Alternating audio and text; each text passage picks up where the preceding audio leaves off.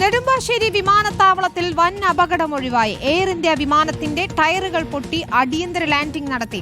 കരിപ്പൂർ വിമാനത്താവളത്തിൽ ഇറങ്ങേണ്ട വിമാനമാണ് അടിയന്തര ലാൻഡിംഗ് നെടുമ്പാശ്ശേരിയിൽ നടത്തിയത്. ലാൻഡിംഗിനിടെ വിമാനത്തിന്റെ 2 ടയറുകളും പൊട്ടിത്തെറിച്ചു. 160 യാത്രക്കാരും സുരക്ഷിതരാണെന്നതാണ് ആശ്വാസം. ഇവരെ കോഴിക്കോട്ടേക്ക് കൊണ്ടുപോവുകയാണ് റോഡ് മാർഗം.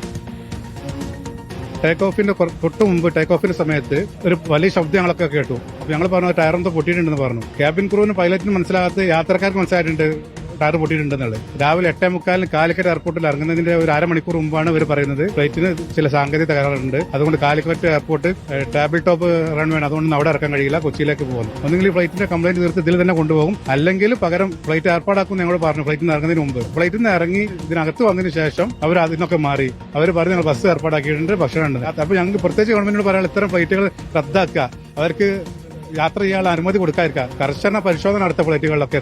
കാരണം ഇത്രയും ആളുകളെ ജീവൻ പണം വെച്ചിട്ടാണ് ഈ പ്രവാസികളൊക്കെ ജീവൻ പണം വെച്ചിട്ടാണ് ഫ്ലൈറ്റുകൾ ഓടുന്നത്. മുബഷീർ പി അക്ബറാണ് ചേരുന്നത്. മുബഷീർ, വലിയ ആശ്വാസം തന്നെയാണ്. കാരണം അടിയന്തര ലാൻഡിംഗ് അത് കരിപ്പൂരിൽ നടത്താൻ സാധ്യമല്ല എന്ന് മനസ്സിലാക്കിക്കൊണ്ട് നെടുമ്പാശ്ശേരിയിലേക്ക് വഴിതിരിച്ചു വിട്ട് ഇവിടെ ലാൻഡിംഗ് നടത്തുകയായിരുന്നു. പക്ഷേ യാത്രക്കാർക്ക് നേരത്തെ തന്നെ സംശയമുണ്ടായിരുന്നു, എന്തോ സാങ്കേതിക പ്രശ്നമുണ്ടോ എന്നതല്ലേ? തീർച്ചയായും വിനീത, വിമാനം പുറപ്പെടുന്ന ഘട്ടത്തിൽ തന്നെ ശബ്ദങ്ങൾ കേട്ടിരുന്നു. ഇത് കൃത്യമായിട്ട് വിമാനത്താവളത്തിലെ ക്യാബിൻ ക്രൂവിനെ അറിയിച്ചിരുന്നു, വിമാനത്തിലുണ്ടായിരുന്ന ഉദ്യോഗസ്ഥരെ അറിയിച്ചിരുന്നു. പക്ഷേ അവരത് മുഖവിലക്കെടുത്തില്ല. ഒരു പക്ഷേ ആദ്യഘട്ടത്തിൽ തന്നെ അത് പരിഗണിച്ചിരുന്നെങ്കിൽ ഈ ഒരു അപകടം ഉണ്ടാകുമായിരുന്നില്ല എന്നുള്ളതാണ് യാത്രക്കാർ പറയുന്നത്. സൗദി അറേബ്യയിലെ ജിദ്ദയിൽ നിന്നും ഇന്ന് പുലർച്ചെ 1:15 കൂടിയാണ് എയർ ഇന്ത്യ എക്സ്പ്രസ് അവിടെ നിന്ന് പുറപ്പെടുന്നത്.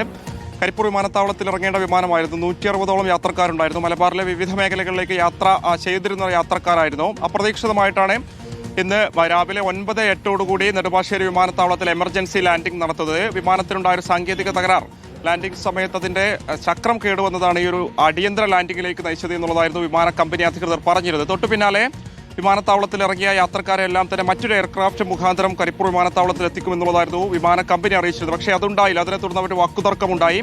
വലിയ ബുദ്ധിമുട്ട് നേരിട്ടു എന്നുള്ളതാണ് യാത്രക്കാർ നമ്മളോട് പങ്കുവെച്ചത്. കൃത്യമായിട്ടുള്ള ഭക്ഷണമോ വെള്ളമോ ഒന്നും ലഭിക്കാത്തൊരു സാഹചര്യമുണ്ടായി. വലിയ തുകയ്ക്ക് ടിക്കറ്റ് എടുത്തതിന് ശേഷമായിരുന്നു കരിപ്പൂരിലേക്ക് യാത്ര ചെയ്തിരുന്നത്. പക്ഷേ അപ്രതീക്ഷിതമായിട്ട് നെടുമ്പാശ്ശേരിയിൽ ഇറങ്ങേണ്ടി വന്നത് വലിയ ബുദ്ധിമുട്ടുണ്ടാക്കി. ബന്ധുക്കൾ ഉൾപ്പെടെ കരിപ്പൂർ വിമാനത്താവളത്തിൽ കാത്തു നിൽക്കുകയായിരുന്നു. വലിയ പ്രതിഷേധമുണ്ടായതിന് തൊട്ടു പിന്നാലെയായിരുന്നു വിമാന കമ്പനി 4ഓളം ബസ്സുകളിൽ 160ഓളം യാത്രക്കാരെ കരിപ്പൂർ വിമാനത്താവളത്തിലേക്ക് കൊണ്ടുപോയിരിക്കുന്നത്. 7 മണിക്കൂറിലധികം യാത്ര വേണ്ടിവരും ഈ നെടുമ്പാശ്ശേരിയിൽ നിന്നും കരിപ്പൂരിൽ എത്തിച്ചേരാൻ. അതിന്റെ ബുദ്ധിമുട്ടുകളൊക്കെ തന്നെ യാത്രക്കാർ നമ്മളോട് പങ്കുവച്ചിരുന്നു. നിലവിലെ സാഹചര്യത്തിൽ വിമാന കമ്പനി പറയുന്നത് വിമാനത്തിന്റെ ചക്രത്തിനുണ്ടായ തകരാറാണ് ഒരു പ്രശ്നത്തിലേക്ക് നയിച്ചത് എന്നുള്ളതാണ്. പക്ഷേ അത് മാത്രമല്ല, മറ്റ് പലതരത്തിലുള്ള പ്രശ്നങ്ങളുണ്ട് എന്നുള്ളത് യാത്രക്കാരും ചൂണ്ടിക്കാണിക്കുന്നു. അപ്പോൾ സ്വാഭാവികമായിട്ടൊരു അന്വേഷണം ഇക്കാര്യത്തിൽ ഉണ്ടാകുമെന്ന് തന്നെ പ്രതീക്ഷിക്കാം. വനിത, ശരി, ഏതായാലും വിശദമായ പരിശോധന നടത്തേണ്ടത് തന്നെയാണ്. തലനാരിഴയ്ക്കാണ് അപകടം ഒഴിവായതെന്നൊക്കെ നമ്മൾ പറയില്ലേ, അത് തന്നെയായിരുന്നു ആശ്വാസകരമായ ഒരു കാര്യം. അത് തന്നെയാണ്. ബാക്കി അതിനെന്താണ് സംഭവിച്ചത് തുടങ്ങിയ കാര്യങ്ങളൊക്കെ തന്നെ പരിശോധിക്കപ്പെടേണ്ടതും നടപടിയെടുക്കേണ്ടതുമാണ്. മുബഷീർ പി അക്ബറാണ് നെടുമ്പാശ്ശേരിയിൽ നിന്ന് വിവരങ്ങൾ നൽകിയത്.